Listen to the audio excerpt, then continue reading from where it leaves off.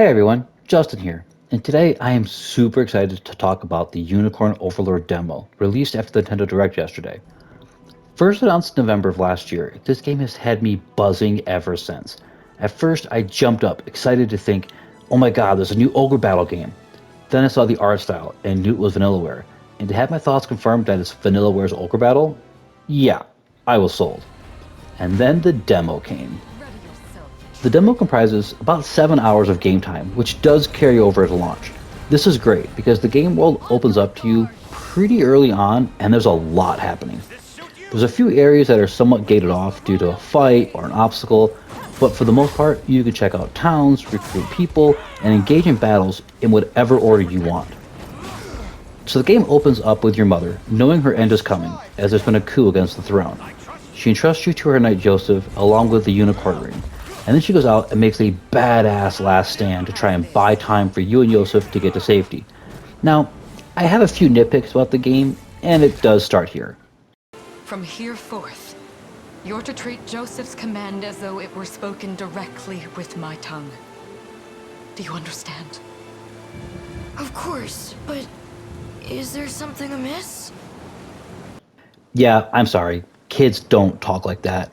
I find that in some instances the characters do get a bit flowery with their wording, and it's a little cringe, but at the same time, some of the interpersonal dialogue is fantastic. Anyway, your mom's passing is sad, and part of me is holding out hope that she's alive in a dungeon somewhere, and we can rescue her later in the game because she was just really cool. Now we flash forward, and Elaine is now a young man, training with his friend Lex when a ship flying the Empire's colors shows up to the island they're living on. You fight them off and head out to start the Liberation Resistance far earlier than you or Yosef had planned. Elaine is an interesting character.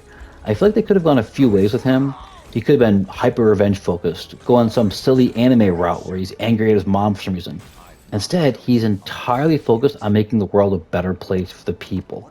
The discussions you have when you have to choose between executing someone or setting them free almost always come down to, hey, I understand your things are bad, but that doesn't excuse you harming innocent people. And while it's cliche, I found myself really liking Elaine. And it's probably helped by the conversations with his friends, where he admits to being overwhelmed at being the prince, when he still thinks of himself as just their friend, and how he questions, am I even ready for this? Combat plays out much like classic Ogre Battle. You have squads with units leading them, and you fill out the squads with other named characters or mercenaries you hire on. You use honor points accrued by completing requests from towns, defeating roaming enemies, or by winning battles to expand your squad numbers and size, or to recruit said mercenaries. These can be a bit hard to get early on, so pick carefully out what you do.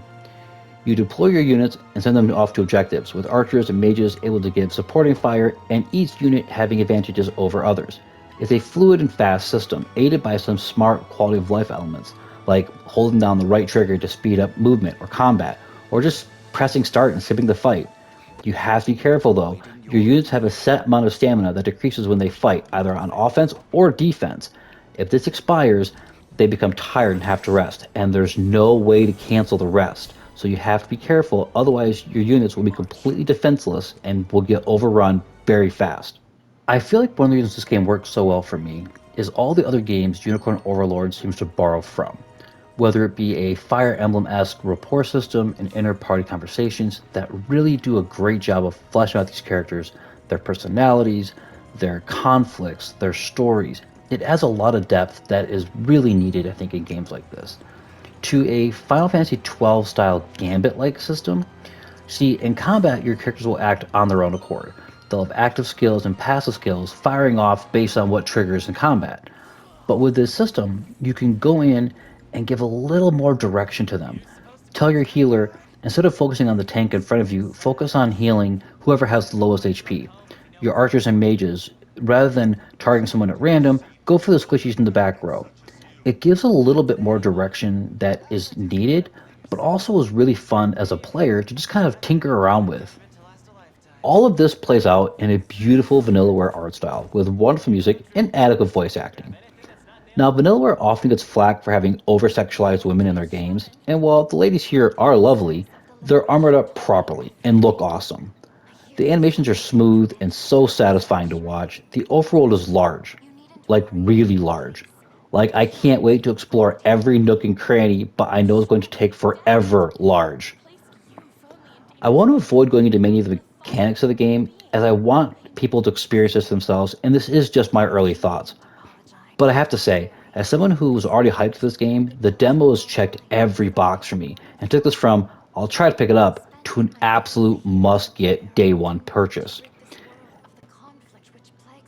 So usually my son does this part, but he's still at school. So that's my early impressions on the Unicorn Overlord demo. Are you enjoying this as much as I am? Comment below, let us know. And hey, if you have questions or thoughts, chime in. Let's get a discussion going on. Thanks for stopping by, everyone. Hope you're having a great day.